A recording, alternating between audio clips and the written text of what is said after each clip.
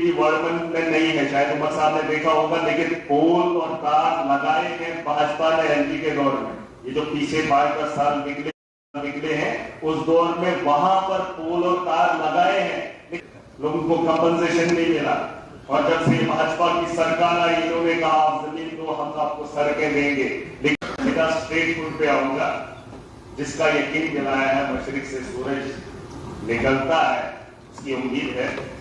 लेकिन ये अमावस की रात कितनी लंबी है, जम्मू कश्मीर की आवाम जानना चाहेगी। और उसके अलावा आज मैं देख रहा था कि मुलाजिम यहाँ जो रिक्रूटमेंट हो रही है यूपी के, बिहार के लोगों को, आज के लिए एक्सटेंशन में पढ़ रहा था कि कहाँ पे उसका बाज़ाब्ता नाम लिखा हुआ था और एड्रेस यूपी का लिखा था। उसकी तकलीफ हो रही है और मैं चाहता हूँ स्टेट रूट के साथ साथ बैंक सिक्योरिटी का होना और जॉब की सिक्योरिटी का होना, यह हमारे लिए बहुत जरूरी है। मैं तो उम्मीद करता हूँ जिस तरह से सरकार कह रही है, यह अमावस की रात लंबी कितनी है वो जानना चाहेंगे। इसके अलावा इलेक्ट्रिसिटी पे बात हुई, सरकार ने उम्मीद दिखाई है, जैसे हमारे तारकामी साहब ने कहा कि लाइट तो दिखती नहीं है, हमारे यहाँ सबसे ज्यादा पावर प्रोजेक्ट है जिनकी हम हमेशा बात करते हैं।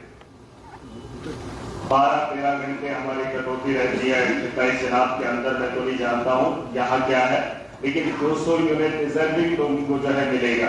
अब डिजर्विंग लोग 2011 की सेंसस में आए थे जनाब, मैं सरकार से भी उम्मीद करता हूँ, यहाँ उमर साहब भी बैठे हैं, 2011 में एक सेंसस हुई थी जिसमें लोगों को राशन कार्ड मिले थे, उसी तर्ज पे ये लोग डिजर्विंग लोगों को देखेंगे।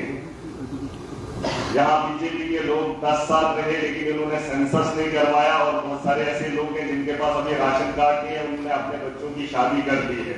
अगर उसी तर्ज पे ये लोग प्रायोरिटी देंगे तो बड़ा मुश्किल है, बहुत सारे लोग जम्मू कश्मीर में छूट जाएंगे जिन्हें इससे फायदा नहीं होगा।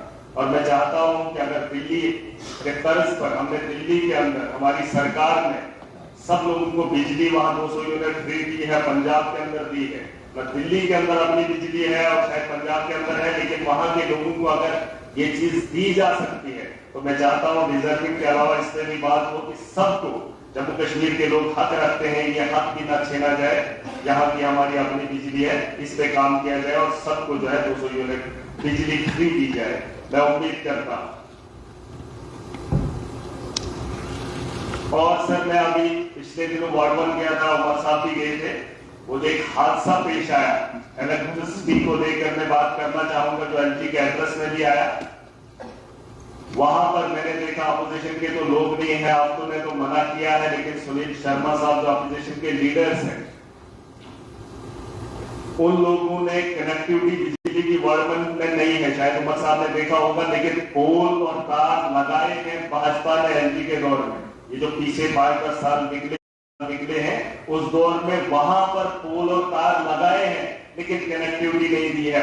50-60 किलोमीटर कोई भी लाइन नहीं, लेकिन उनके गांव में तार और पोल, मैं चाहता हूं उसकी इंक्वायरी हो कि वहां पर ये चीजें क्यों लगाई थी। मैं वार्ड 1 में जब गया था मैंने देखी कि उन्होंने कहा लाइट तो हमने जिंदगी में नहीं देखी है, लेकिन पोल और तार यहाँ पर लगाए हैं। सर ये गवर्नमेंट को लूटा जा रहा है, लोगों को बेवकूफ बनाया जा रहा है। इस तरह से अगर हमारे यहाँ पिछले 5 या 10 सालों में काम हुआ है, इसकी इंक्वायरी होनी चाहिए।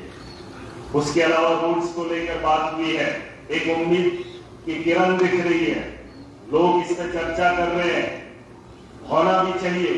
हमारे यहाँ कई साल पहले हमारे रोड्स बने, जिसमें हाईवेज है, लिंक रोड्स है।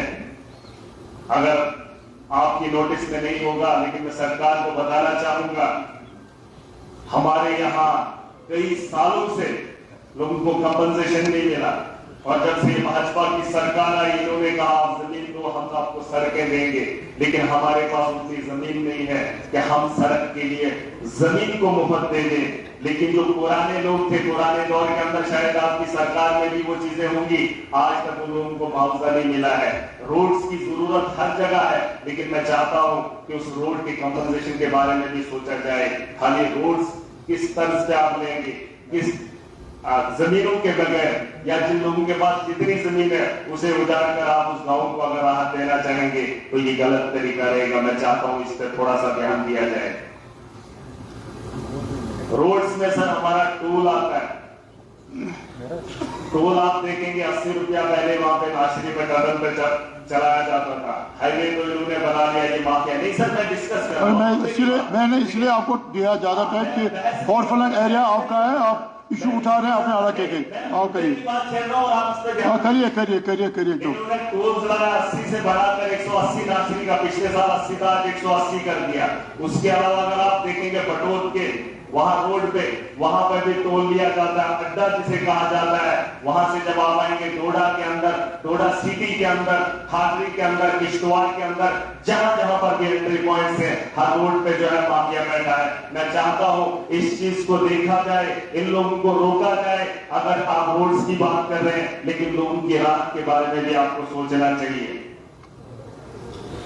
उसके अलावा आपने बेरोजगारी पे बात रखी है, एक उम्मीद और है नौजवानों को, जम्मू कश्मीर के नौजवानों को। मैं चाहता हूं सरकार ने जो उम्मीद दिखाई है, जल्द अज जल्द जो वेकेंट पोस्ट हैं उनको फिल किया जाए, और उसमें एज रिलैक्सेशन का होना बड़ा जरूरी है। सर एज रिलैक्सेशन का बड़ा होना जरूरी है, क्योंकि 10 साल पहले जो बच्चे उसके अहल थे, लेकिन नौकरियां न निकलने की वजह से उनकी एज आगे बढ़ गई, जिसका खामियाजा उन लोगों ने भुगता। और मैं चाहता हूं कि हमारे तर्ज से हमारे जैसे नौजवान हैं, उन्हें मौका दिया जाना चाहिए, उनकी एज में बढ़ोतरी होनी चाहिए, चाहे कोई भी रिक्रूटमेंट आए तो उसके लिए थैंक यू दिखाया जाए। उसके अलावा डिलीवरीज की बात आगे भी कहना है काफी, एक ही बार सारा कहोगे तो मुश्किल